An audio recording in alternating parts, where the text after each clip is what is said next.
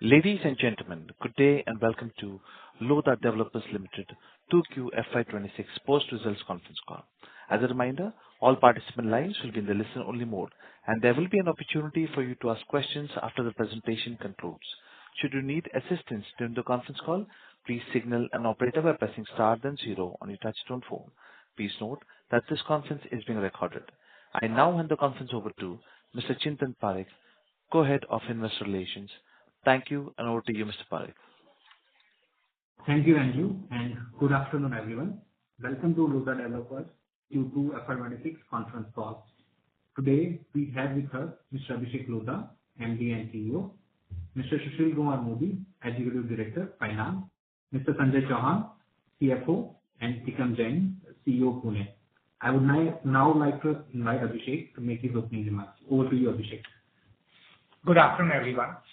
Thank you for joining us for our Q2 earnings call. I hope all of you had a great Diwali celebration and wishing you all the very best for the upcoming festivities and the new year. Before we dive into company-specific updates, I would like to start with a few comments on the larger macroeconomic environment. In the last quarter, the Indian government took the proactive step of GST rationalization, which in our view has started already benefiting the larger consumer sentiment in the country.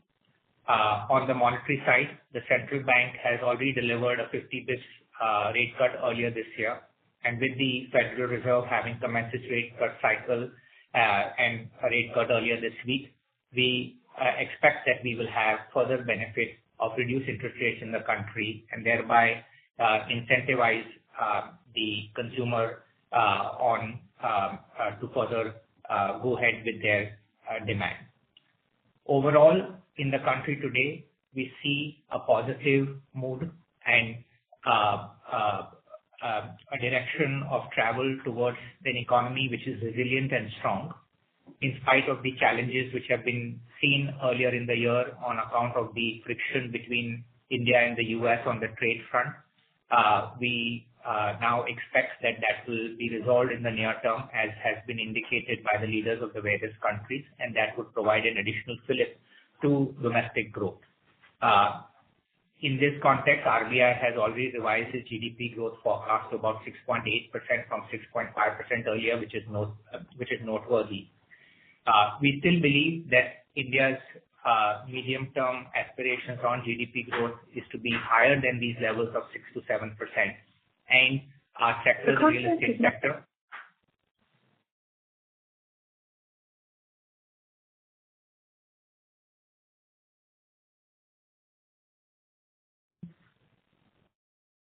and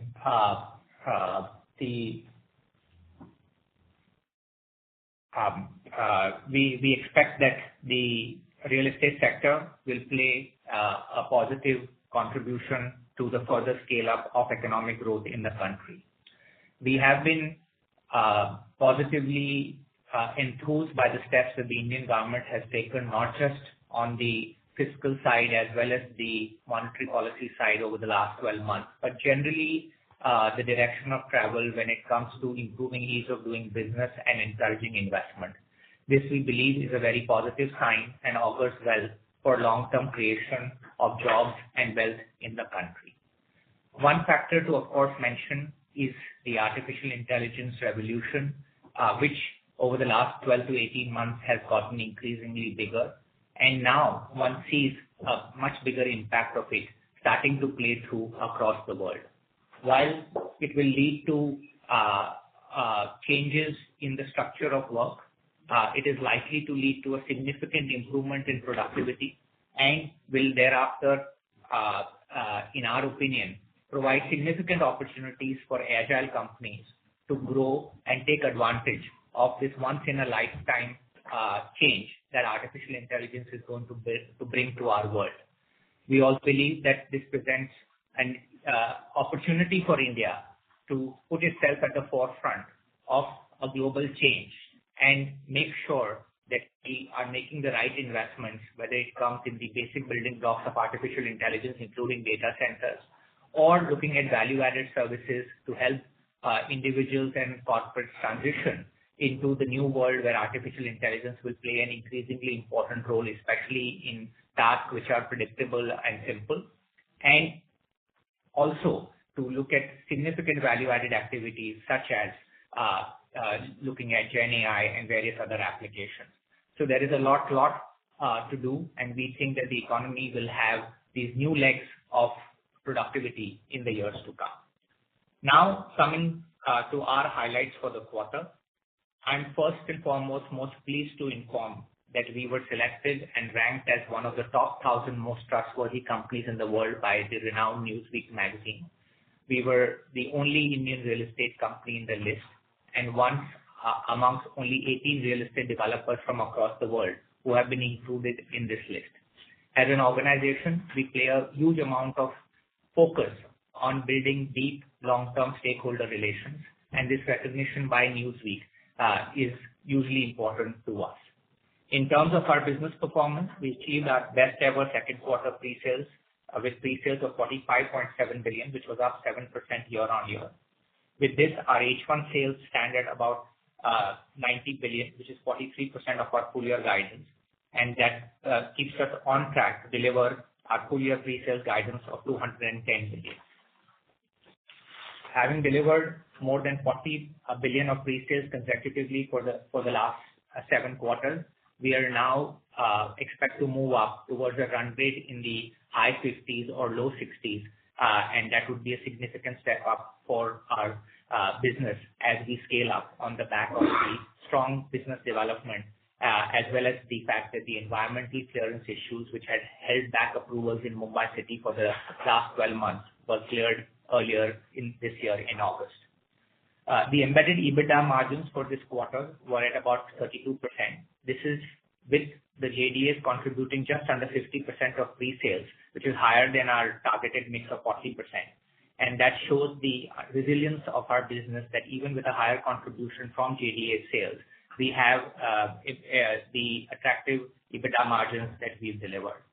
On the price growth, in line with our guidance at the start of a year, we've delivered about 3% price growth for the first half of the year, which puts us on track to deliver about 5 to 6% price growth for the full year, in line with our strategy to keep price growth at below the wage growth, and make sure that affordability keeps improving, and therefore we keep seeing a strengthening of the cycle. Based on the embedded EBITDA margin of 32%, our pro forma PAT for the quarter is at about 9.3 billion, implying a PAT margin of 20.3%, and once again enabling us to deliver the ROE of 20% or thereabouts, which we had already on an underlying basis delivered in fiscal 25. As far as business development is concerned, we added a new location in MMR this quarter with a GDV of 23 billion. With this, in the first half itself, we've delivered our full year business development guidance of 250 billion, and therefore it is quite likely that we will outperform on our full year PD guidance, given the significant number of attractive opportunities which are in the pipeline. This significant opportunities further indicate that the consolidation in the industry continues to remain robust, not only on the demand side or the consumer side, but also on the supply side. There is an increasing awareness both from capital providers as well as landowners that they only want to partner with the best run, best governed, and the strongest brands. At the end of the quarter, our net debt stood at 53.7 billion, which is at about 0.25 times equity, well below our ceiling of 0.5 times. Our overall cost of debt fell by 30 basis points to about 8% for now at the end of Q2. In terms of the business development for this quarter, I'm most excited to speak to you about the significant opportunity that is now emerging in the field of data center and the larger AI space for our organization. As you may be aware, about 2 years ago, we started the process of putting together a data center park at Palava, and we now have already 2 anchor customers, Amazon Web Services, AWS, as well as STT. In the course of the last quarter, we entered into an MOU with the government of Maharashtra under their Green Digital Infrastructure Policy on the basis of which the government of Maharashtra is giving significant incentives to those companies or operators who would be setting up their data centers in this park. The total benefits to or the overall park, which is spread across about 400 acres, will be to the tune of over $1 billion or even higher under this policy. The government of India, of course, has published, circulated its draft of its data center policy, and we expect that once this draft is finalized, there will be significant further benefits for the operators who will operate data centers in India, including specifically in this park, and will lead to a greater amount of interest for the park. However, beyond the ongoing land sales, the last land sales happened at a value of about 0.21 billion per acre, and now with these two new policies of the Green Data Center of the Government of Maharashtra and the central government's draft, land values are further moving north to closer to 3 billion per acre, which will put the value of the existing balanced land out of the total of about 400 acres, which has been earmarked for the data center at about 100 billion INR. And we expect that for the next 2 years, we'll continue to do some amount of third-party land sales to strengthen the ecosystem of data centers and artificial intelligence at Palava. But what's even a lot more exciting is the fact that over the last 2 years, our teams have been able to put together the most comprehensive infrastructure package that is available to any data center in India and perhaps amongst the very best in the world. And with the land, the permits, the water and the power in place, we are one of the best placed shovel-ready locations in the world and can get from start to operationalization in less than 24 months. In terms of the infrastructure, we have almost 3 gigawatts of power availability coming through 5 different EHV lines. We have access to green power. We have access to over 100 MLD of recycled water, which reduces power consumption and cost, and we have very good fiber optic connectivity. This is augmented by the fact that we have one of the lowest build costs for data centers in the world, coming in at about 6 to 7 million per megawatt compared to 10 to 12 million per megawatt, which is currently the cost in the US and Europe. Our power costs are very competitive at between 7 to 8 cents per kilowatt hour. And we now have the technology in place to deliver a power utilization efficiency of about 1.2 to 1.3, a PUE of 1.2 to 1.3. All these together giving one of the lowest costs in the world. In addition to that, not only is Mumbai it is India's largest hub. Almost 50% of India's data center capacity is in Mumbai, and that's on account of the fact that the undersea cable landings are based in Mumbai, and they provide some very good connectivity to different parts of the world. The current latency, which is the time taken for the transmission of data to Europe, is at about 140 to 150 milliseconds, but that can be further reduced to about 120 milliseconds with investment.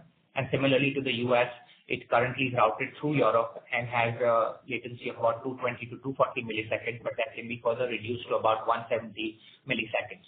This reduction in latency over time will lead to an increasing attractiveness of India as a location, given the lower cost as well as the scalability to do a variety of different activities, for example, AI training workloads to be done in India. We now have a dedicated team working to capture what else can we do beyond providing the land and the infrastructure, which obviously is hugely value additive, but what else can we do beyond that? We are exploring partnerships with entities having strong AI knowledge or networks, and we are also looking at models, for example, PowerShell. To give you an example, a PowerShell can generate an annualized PAT of approximately $1 billion per megawatt. 0.1 billion a megawatt per annum, and that kind of upside compared to the land value is very much visible when we look at the fact that each acre of land, which is currently transacting, perhaps can transact at about 0.3 billion per acre, but can accommodate 8 to 10 megawatts of IT power capacity. And therefore, when one looks at the valuation and the cash flows that can be generated by moving to these higher value-added activities like PowerShell, there is a huge opportunity for our organization, given the fact that we already own the land, the power is in place, as well as all the other supportive policies, the power, the water are all in place. And it gives us a very attractive entry point to look at what is going to become a key part of the modern world's, of the 21st century world's operating infrastructure. And as India sort of takes a bigger step in the artificial intelligence world, we at Lodha are committed to playing our important and rightful role in this transition and providing world-class infrastructure for use both within India and outside. Moving forward, in terms of our updates, we are now on the townships, our Palava and Upper Thane townships. We are seeing the light in terms of the operationalization of some of the key infrastructure. The Palava, Airoli, Mulund freeway is now very much approaching completion and should be operational next quarter, which will be a huge value leg up for Palava, given the fact that prices in Palava are less than half of those in Airoli. And this connectivity will bring a huge new catchment as well as higher prices within the Palava ecosystem. Similarly, we are seeing good progress in the bullet train connectivity from Mumbai to Ahmedabad, in which the first station after BKC is at Palava, and that should be operational in 2028 or 2029. And that will make Palava just a 10-minute train ride from BKC, which would be a fantastic further step up in connectivity. In addition to that, we have the metro work progressing very rapidly, and we should see operationalization perhaps by 2028. And we also have road connectivity, including the Virar-Alibag multimodal corridor, which passes through the site now, starting to gain traction. So all in all, Palava's transition from a lower mid-income location to a upper mid-income and premium location is progressing on track. And we should start seeing the benefits of the connectivity from the next fiscal, which in addition to the significant value creation opportunities in the data park, also will present a significant step up for our company in terms of value unlock, as well as sales and margin growth starting from next fiscal. On the same mode of scaling up, we are seeing continued strength of performance in the two cities beyond our home market of Pune that we are operating in. As you know, we operate in Pune and Bangalore. Our standard model of starting in a new city is to do a pilot phase, which is the first 2 to 3 years, where we invest in building the local team, understanding the local ecosystem, verifying the fact that we can have the same kind of resilience and strength of delivery as well as profitability, and then we scale up. We're very pleased that our scale up in Bangalore as well as in Pune are continuing strongly. This year we expect to have about 30% or slightly higher than that of our pre-sales coming from these two cities, which is a fantastic position from the fact that when we did our IPO about 4.5 years ago, our total sales from non-Mumbai was only 3%. So we've gone up about 10 times in the last 4 years, and that gives an indication of the power of the strength of the brand and the scalability of our business. As we now further move over in 2026 to starting our pilot in NCR, we hope that by covering these 4 major metros, Mumbai, Pune and Bangalore already, and the pilot in NCR, we will see a long runway of growth, which enables our company to continue to deliver on its medium-term strategy of having approximately 20% annual growth and 20% ROE. Later in this call, we will have my colleague, Mr. Tikam Jain, who's the CEO for Pune, giving you an overview of how the business is progressing there. Before I conclude, I'll sort of just read through the financial performance for the quarter. Our revenues from operations came in at 38 billion, which was up about 45% year-on-year. Our adjusted EBITDA for the quarter was about 13 billion, growing about 37% year-on-year, with an EBITDA margin of about 34.4%. I'm sure you'll note that our adjusted EBITDA margin is at or above our embedded EBITDA margin that we have we share with you every quarter, which shows the conservativeness of how we estimate our embedded EBITDA, as well as the fact that the company continues to deliver on converting its sales into profitable margin.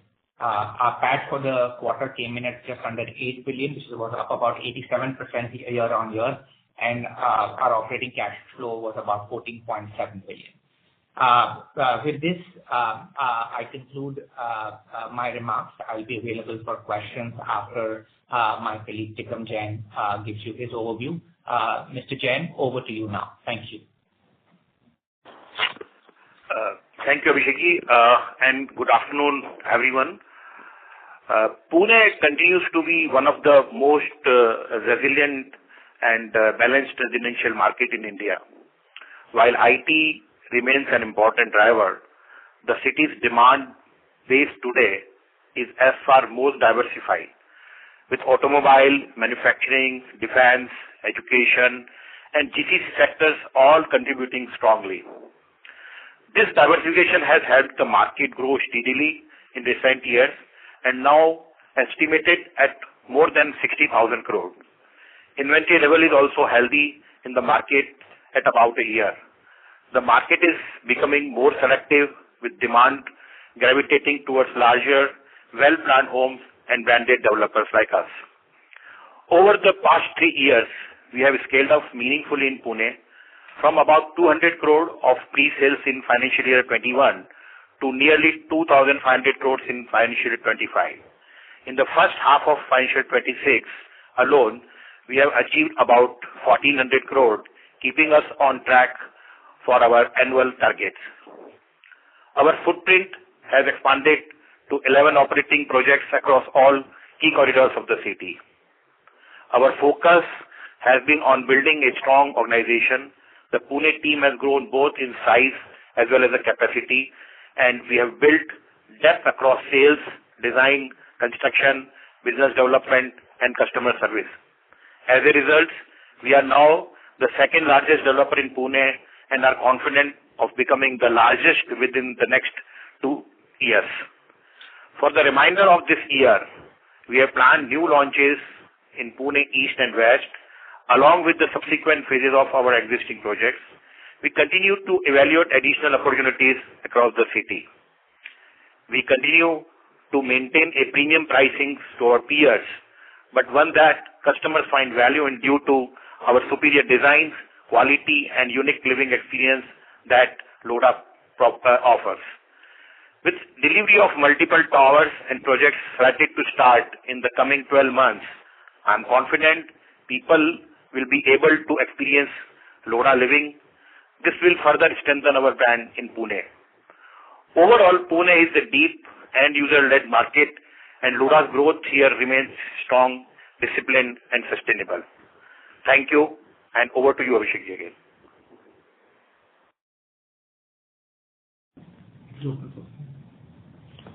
Hi, we can open the Q&A, please.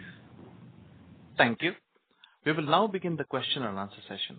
Anyone who wishes to ask a question may press star and 1 on your touchtone telephone. If you wish to remove yourself from the question queue, you may press star and 2. Participants are requested to use handsets while asking a question. Ladies and gentlemen, we will wait for a moment while the question queue assembles. The first question comes to the line of Puneet with HSBC. Please go ahead. Thank you so much, and congrats on good performance. My first question is on your data center plan. Would you be building speculative products there, or would you largely, build after it is leased out, or is there a identified data center there? Hi, Puneet. Thank you for the question. As I mentioned in the remarks, we are very enthused by the scale of the opportunity in data centers, given the compelling cost economics as well as the scalability that we see. Having said that, as I mentioned to you, we now have a dedicated team working to make sure that we put together a business plan to capitalize on this opportunity beyond the land sales. And that business plan is currently underway. I hope that when we have our next quarterly update in January, we would be able to give you, a much more deeper dive into the business plan in this respect. At this stage, we don't yet have a view on what would be the nature of doing the power shells. Would that only be on a BTS basis, or would that be on a speculative basis, or perhaps a combination of both of those? As we've done in other asset classes like warehousing and industrial parks, we tend to go out and sense the market demand, build deep relationships with the consumers of our space, and then make sure that the investment risk is aligned with the overall demand. But we hope to give you a more specific insight, when we speak again in the next quarter. Understood. We'll wait for that. And in your mind, between the data center opportunity and the residential in Palava, which one is giving better return on investment? Again, I think these are not opportunities in the alternative. I think the fact that we have this very high quality and significant land located in such a strategic location with a huge amount of infrastructure built out and no constraint for us in terms of having to use land in one mode or the other is a truly unique position that we have. And I think we can capitalize and scale up on both those levers. I think the residential scale up is well underway. The locations or the part of the overall land that are earmarked for residential are very different from that for what we've done for data center and allied uses. Out of our approximately 4,000 plus acres, only about 400 acres is earmarked for data center. Obviously, this can be further scaled up if the situation would so warrant. But right now it's only 400 acres, which is earmarked for data center. And we see that the data center opportunity is additive beyond our residential growth. Our residential growth plans continue to remain apace, and therefore whatever comes from data center additionally over time, other than the land sales, will be incremental.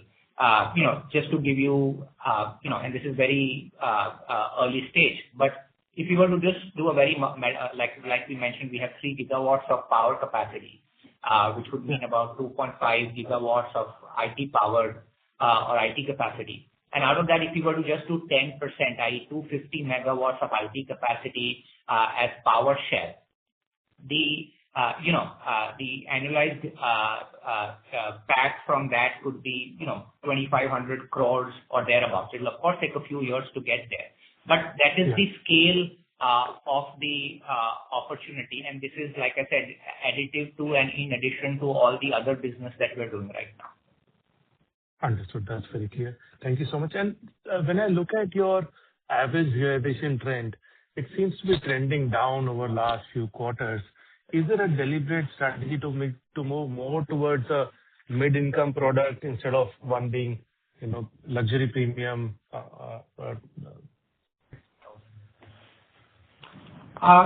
We, as we've always maintained, like to maintain a diversified and granular sales mix.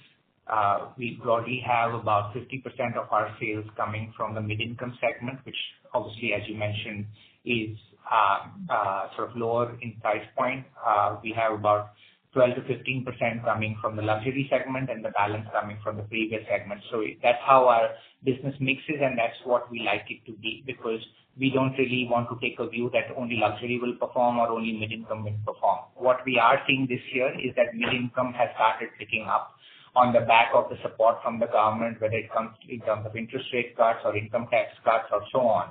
And therefore, perhaps the average blend may shift this year slightly compared to last year, but overall, as we've shared, on a like-to-like product, our price growth is at about 3%. And from a mixed perspective, because we operate across all these 3 segments, probably the only large developer which operates again across these 3 segments, we may have periodic variations in the average price. Understood. That's very helpful. And last question, if I may. You talked about your NCR strategy. Would you like to outline whether you're going towards Gurugram or Noida or both?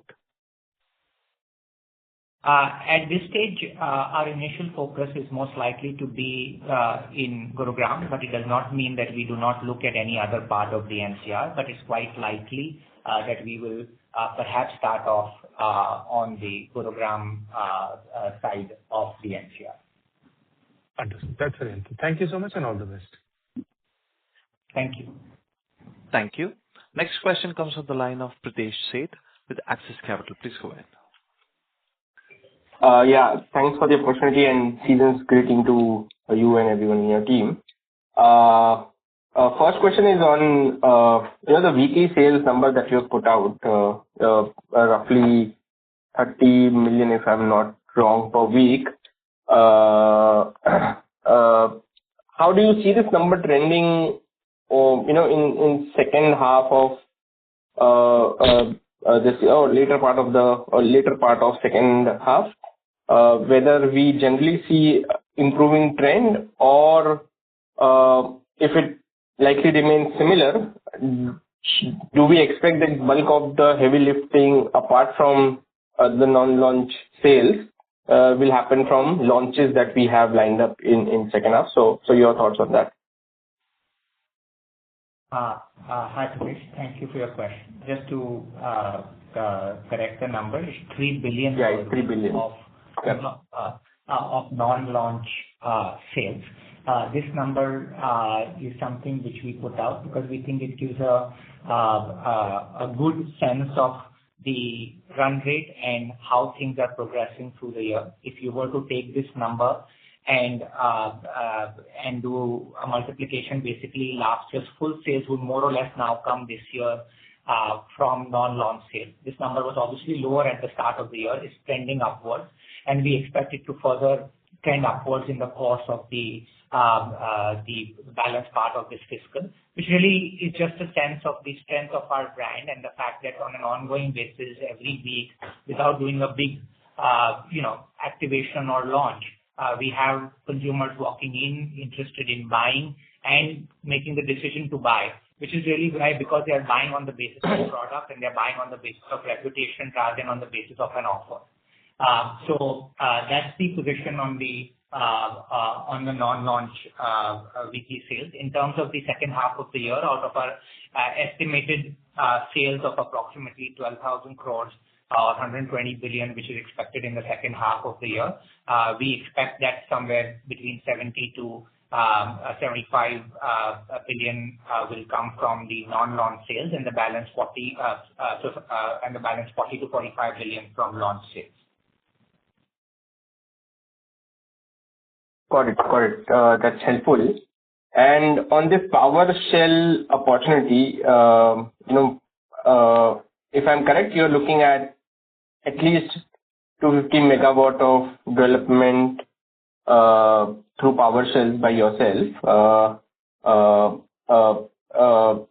What kind of capex that we think we would have to spend to build so much over a period of time, but in terms of economics, if you have some initial read through, how much we tend to spend on a per megawatt basis, and how probably we'll look to fund this capex. Yeah.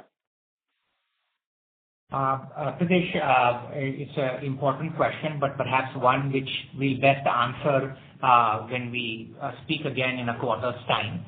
As we indicated, just to give you very early stage numbers, because I want to share with you what we know, but caveat it with the fact that we are still deep diving, so we don't have yet a firm answer, is that the cost will be between 6 to 7 million per megawatt to build out the power shell. And that if you were to say build out on average 50 megawatts a year, that would translate to somewhere between 300 to 350 million US dollars of total capex. And assuming the fact that you would have about two-thirds debt, one-third equity ratio, it's about 100 million of equity and the balance through debt. Now, obviously, whether we put in the equity, it's very likely that we will get in some partners with us who know the AI space and network in a deeper and better manner than we do at this stage, because that's been our trend. We understand an industry gradually and make sure that we have good partnerships to take us through our learning curve. So we are evaluating all of those things. But I think what's important from our perspective is that and I'm not saying we will build 250 megawatts or not, that we're not saying we'll minimum build that or not. We just exploratory, we're just sort of deep diving right now. But if we were to build 250 megawatts, that is, like I said, it's an annualized PAT of maybe 2,500 crores or higher at today's rates. So that's really telling you, how scalable the opportunity is and how significant it could become. Sure. You said 6 to 7 million per megawatt. Is that number right? 6 to 7 million or 6 to 7? Yes. Okay. $6 to $7 million Okay. US dollars per megawatt, which would be okay, US dollars. Yeah, 50 to 60 crores per megawatt. Makes sense. So a yield of PAT yield of roughly 20%. Yeah, makes sense. Okay. It could be slightly in that range, slightly lower than 20, I would think, but in that range. Sure. Got it. And one last, on the Palava residential side, now that this infrastructure is, the key tunnel is getting completed in next quarter or so, what to look forward to from our side in terms of the product offering, over next couple of quarters that, one need to follow, whether that's happening or not. So just on launches or product offering, etc. So Pradesh, I think, in our view, because this tunnel ought to have been opened maybe 6 to 9 months ago, we have already brought into the market the products that we think will benefit from this connectivity. So we had the launch of Lodha Oculus at the end of last fiscal. We've launched a new villa project recently. We've had now 5 sales in our Golf View development, which are at close to $1 million each of apartments. So all of this product is already out there, which we think is a good position to be because the product is already under construction, sales are already happening. What we expect to see is, there'll be some further launches, including at Oculus over the next 12 months. But we'll also, in our opinion, see much greater traction, much greater contribution to the overall sales mix as a percentage and in absolute terms from these premium category products. So overall, what I would expect to see in the next fiscal is significant ramp up in both overall sales because the mid-income will also perform better, but we would think that the premium will have an outsized benefit. So higher sales coming through from Palava and also an improvement in margins because obviously these premium segment sales are at a higher margin. To add to that point, we also expect that the Thane to Bhiwandi connection of the Mumbai-Nasik highway is also now approaching completion, should be completed either next quarter or definitely before the next monsoon. And that will also have an equal positive effect on Upper Thane. So I would say that cumulatively our extended eastern suburbs business should start becoming a significant step up starting from the next. Sure, got it. And any number you want to put for this, Palava residential out of this 120 billion of expected pre-sales in second half? How much you are building in internally from Palava residential? No, I don't have a specific number to give. I don't think that any of this infrastructure will benefit Palava in this fiscal. It will be for next fiscal. Sure. Okay. Thank you. That's it from my side. All the best. Thank you. Thank you. Thank you. A reminder to all the participants that you may press star and 1 to ask a question. Next question comes from the line of Kunal Lakhan with CLSA. Please go ahead. Yeah, hi. Thanks for taking my question. My question is again on Palava monetization, especially for the residential bit. So I get it, like some of these infrastructure development projects will obviously drive the demand. But on a long-term strategy basis, right? Some of the developments that we're doing in terms of say data centers, industrial parks, and warehousing are I'm not sure whether employment in these segments would be driving the demand for Palava, especially the fact that we are making it more premium as well as luxury kind of development. Data centers, anyways, is less human intensive as such. So just wanted to understand your long-term strategy in terms of of course relying on the infrastructure developments, but at the same time creating captive demand in Palava in terms of more office development, creating of more social infrastructure such as retail, hotels, and all of that. Kunal, thank you for that question. We see Palava as a location which benefits significantly from its proximity to Mumbai's critical work hubs. In spite of the lack of connectivity so far, the Mahape work hub has played a key role in addition to the Kalyan-Dombivli area in terms of the demand and the scale up in Palava so far, where we are now close to 250,000 individuals living, just under 50,000 families, which is an amazingly large scale up over the course of the last few years. The connectivity to Airoli and Mulund will further make the way we look at it is what are the jobs within a 30-minute driving distance from Palava, because that's really ultimately the most convenient location to live in, given its quality of infrastructure, quality of social life, as well as schools, healthcare, and so on. So what this connectivity is doing is that it is making almost all of Mumbai's key job hubs within that very attractive distance from Palava. So like I said, Airoli and Mulund will be within that 30-minute driving distance next quarter. BKC will be door to door less than that time before the end of the decade. And that really makes Palava, very, very convenient from a perspective of people working anywhere but living in Palava. Having said that, we continue to see the fact that now companies are locating their value-added work activities in Palava.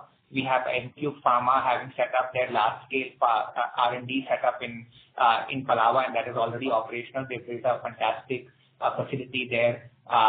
We now had one more large pharma company set up one of its sort of subsidiary. They've just taken space to set up their subsidiary offices. We've completed one speculative office building of about 400,000 square feet, which we are now starting to lease. And with this infrastructure connectivity, we start seeing that more of these jobs will start coming into Palava. Obviously, other than the jobs we've invested, we have 7 operating schools. Jupiter Hospital will be operational with 400 plus beds, their largest facility in the country next quarter. We have world-class sports and a lot of high-quality retail already within Palava. So we really, have put in the building blocks of all these elements already in place. And I think the jobs within Palava are important, but equally the jobs within 30 minutes of Palava are important, and the connectivity is going to benefit both the jobs within Palava, because obviously if it's better connected, it makes sense for people to be locating their offices there, but also the overall fact that Airoli, Mulund, and then in a few years BKC will be very well connected to Palava. Sure. Thanks for that explanation.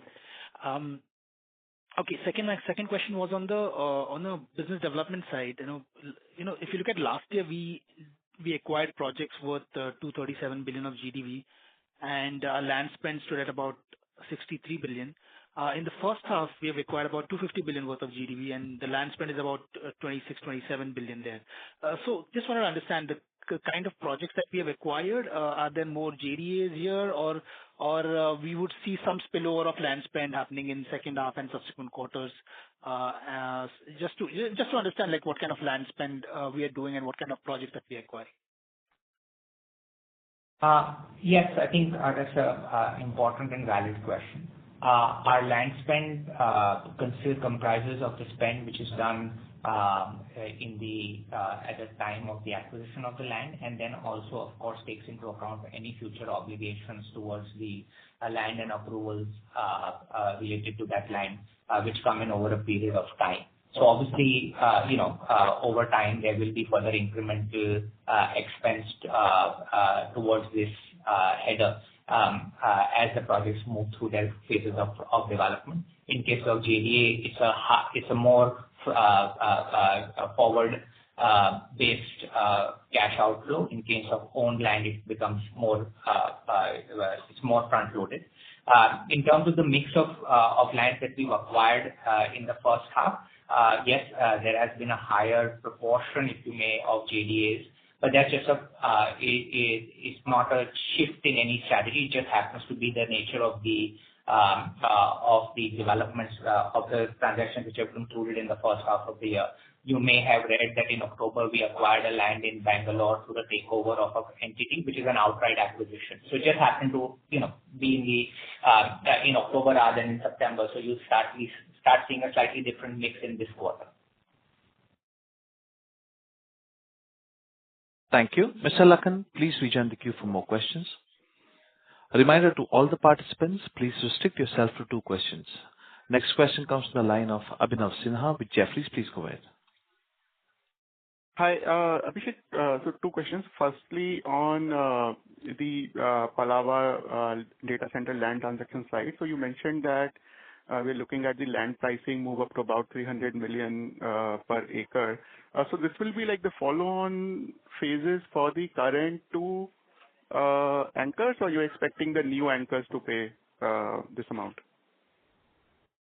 Abhinav, hi. We expect fresh transactions to be closer to the 0.3 billion or 300 million per acre number. So what's already agreed or what's already finalized will obviously be at the levels that they have already been finalized at. Okay, great. And on this, my second question actually is on the sales velocity, and it appears that we are a little more launch dependent now, or maybe it's perhaps just how this year is spacing out to be. But do you think we go back to being much more even and less launch dependent like we were say in the previous 2 years? Abhinav, last year our contribution to sales from newly launched projects was in the mid-30s. And this year also our contribution to sales from the newly launched projects will be around that number. So I don't think that there has been any change in the fact that somewhere around 2/3 of our sales come from our projects which are already ongoing as of the start of the fiscal year. It's just that we've had a very specific circumstance this year where the environmental clearance was blocked for the the preceding 12 months up to the end of this of Q2. And therefore, you've had more of a bunching. So we are talking about the fact that more sales will happen in H2 because more of the launches have gotten to H2. But overall, the best metric to be looked at is that what percentage of the sales for the fiscal are coming from projects which were already ongoing at the start of the fiscal, and what are coming from those which have been launched during the fiscal. And I think our numbers will be sort of in the early to mid-30s for both last fiscal as well as this fiscal, and that's what we expect it to be in future years. And I think that's a very different ratio from most of our peer listed companies where that ratio tends to be much higher. Great. Thanks and all the best. Thank you. Thank you. Next question comes from the line of Akash Gupta with Nomura. Please go ahead. Hello. Hi, sir. Am I audible? Yes. Yes. Hi, am I audible? Yes, yeah, okay. You're audible. Please go ahead. Hi, sir. Just one question from my side. Just your thought on the real estate cycle. The real estate demand has been, I think, quite resilient and I think better than what many investors were thinking. So where do you think where we are in the cycle right now? And then what are you thinking about on the footfalls and conversions side? And now that we're also reaching like 3 billion weekly non-launch sales, and that's higher than the 2.5 to 2.7 numbers that we saw like roughly 3 to 6 months back. So do you think that the cycle right now, it's a lot more resilient than the previous cycles? Hi, Akash. It's a deep question, one which, of course, we can have a long conversation over. But in summary, our view, which we've been expressing for a few years, is that the Indian housing cycle, India is going through a once-in-a-lifetime transition from low income to mid income. And such transitions, wherever they've happened in large economies in the world, have always been have always witnessed a very long real estate cycle when this transition happens, typically in the order of 15 to 20 years. We think India is also going to have a cycle which is that long. We are only in year 4 or 5 out of that very long cycle. It doesn't mean that we'll never have a bad year. We can, of course, have a bad year, but from a more structural perspective, This is a much longer cycle because the level of demand that India needs to produce to meet its housing needs is going to be a long time before the supply side can catch up. I think that the real estate, the real estate cycle has not even gotten started. It will only get started when GDP per capita, crosses $4,500. So we're still a few years before real estate really takes off. We're still sort of, I would say, the plane is on the runway. It's not even gotten to its kind of takeoff phase. It's just sort of moving along on the runway. That's how we think the cycle is. Yes, sometimes there will be a situation, there will be a backup on the runway. The plane will have to pause for a few minutes, or it might be a few quarters in this context. But we have many years ahead on the cycle in our view. Got it. And sir, just one question on the launches. Last time our launches were more phased out through the year. Now they're bunched up to the second half. So is this mostly due to the Thane, because the Thane launch got pushed to the second half? Is that the only reason? No, I don't think there is any specificity of the Thane launch. The reason is what we've articulated earlier, that the environmental clearance process for Mumbai, it was a nationwide order, but it most impacted Mumbai, was basically stalled for almost a year from last August to this August, and that's led to most of our Mumbai launches getting pushed out. And that's the reason why the second half is heavier on launches than has usually been the case, where we also prefer a much broader and more spread out system, and we hope that we'll be back to that from next fiscal. Okay, got it. Thank you so much, sir. Thank you. Thank you. Next question comes from the line of Gaurav Khandelwal with JP Morgan. Please go ahead. Hi, thanks for taking my questions. I wanted to understand the embedded EBITDA margins better. So when you think in terms of new projects, what is the calculation for embedded EBITDA margins on your own project versus compared to a JDA project? That's the first part. And then the second part is, eventually over time, if we diversify away from MMR, will these embedded EBITDA margins start to come down? Those are my questions. Thank you. Thanks, Gaurav, for your questions. First, let me explain how embedded EBITDA is calculated each quarter. It is the actual sales price of that quarter. So there is no projection in that number. And then taking into account the actual land cost, which is known, the actual approval costs, which are known, the sales and marketing costs, which are pretty steady as a percentage of sales for us. And the only projection in that is the construction cost. And the construction cost, we have a fair amount of contingency built into our construction cost estimates, and therefore you regularly see that our actual embedded EBITDA in the P&L tends to be higher than what we report. The actual EBITDA in our P&L tends to be higher than the embedded EBITDA. In terms of, you're right that Mumbai is India's most profitable market. It is also India's deepest, largest market in revenue terms, but also it's the most profitable market. And we do see that margins in Mumbai are about 10%. So if margins in Mumbai are X, margins in the rest of the country are probably 0.9X. So margins in Mumbai are about 10% higher than those in Pune or Bangalore. In terms of your question on this current contribution, this current quarter's performance of about 32% of embedded EBITDA, our own land had an embedded EBITDA of about 37-38%, and the JDAs, the joint development project, had a contribution of about 27%. That typically is the delta, about a 10% delta between the embedded EBITDA margin of owned versus JDAs. That's very clear. Thank you so much. Thank you. Thank you.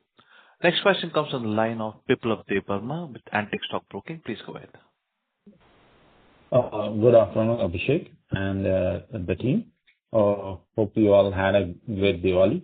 So I have just one question. How do you view the residential prospects of Palava city once full-scale infrastructure, including, say, bullet train, all and all the upcoming road infra becomes operational.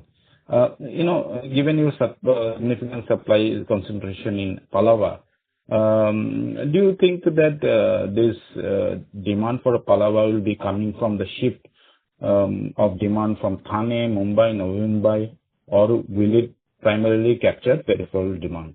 I mean, I'm just wondering, is it a family contemplating to buy an apartment in Thane, Ghatkopar, or South Mumbai would find Palava attractive, or say people in Kalyan, Boisar, or Panvel would find Palava attractive once all this upgrade happens? Thank you. That's my question. Thanks, Biplab, for your question. Our view is that Palava and Upper Thane will attract a demand from across the larger Mumbai metro region as these connectivity points come in. As I described in response to an earlier question, consumers are most comfortable traveling about 30 minutes from their place of work to home. And that gives a huge opportunity for Palava as this connectivity brings more and more places within that travel distance. We expect that we will see in the near term buyers from the Airoli, Mulund belt gravitate towards Palava, and from Thane gravitate towards Upper Thane as the two pieces of connectivity become operational in the next quarter or thereabouts. And so you should see a big benefit upside of that in the numbers for the upcoming fiscal 27. And then, as further connectivity comes through the metro rail, which connects you to greater parts of Kalyan and Navi Mumbai, you start seeing that benefit. Then the bullet train from BKC, which will make, a huge difference because there is so much work that is being created in the BKC area. And what we understand is that the Maharashtra government is going to have great connectivity to the bullet train station in BKC from the rest of Mumbai. So you'll have the metro getting there, you'll have road getting there. And so, Palava in that sense is not only going to get connected to BKC, but will get connected to the larger, south and central Mumbai parts also because of the importance of the bullet train. So we expect that demand will come from across Mumbai to Palava and Upper Thane.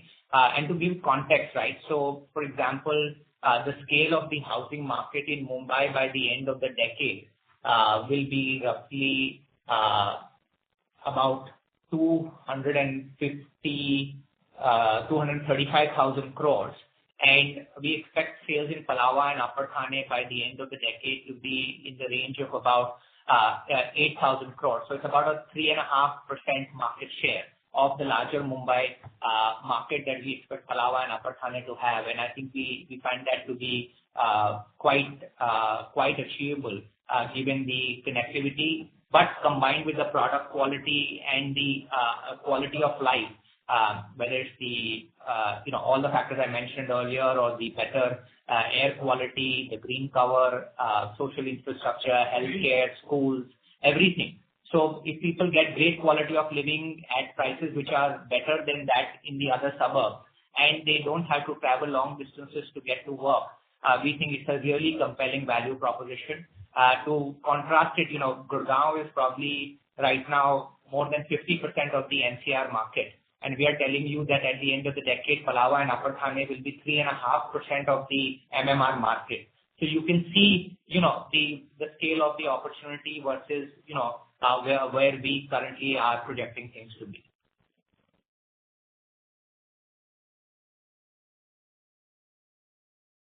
Mr. Dev Verma, please go ahead. No, that's all. Thank you. Thank you, sir. Thank you. Thank you. Ladies and gentlemen, that was the last question for today. We have reached the end of question and answer session. I would now like to hand the conference over to Ayush Raghuvanshi, Co-Head of Investor Relations, for closing comments. Thank you everyone for joining the call. I hope we've been able to answer all your questions. If you have any further questions or need any clarifications, you may connect with the Investor Relations team. Once again, thank you all for joining. Thank you. On behalf of Lodha Developers Limited, that concludes this conference. Thank you for joining us. You may now disconnect your lines.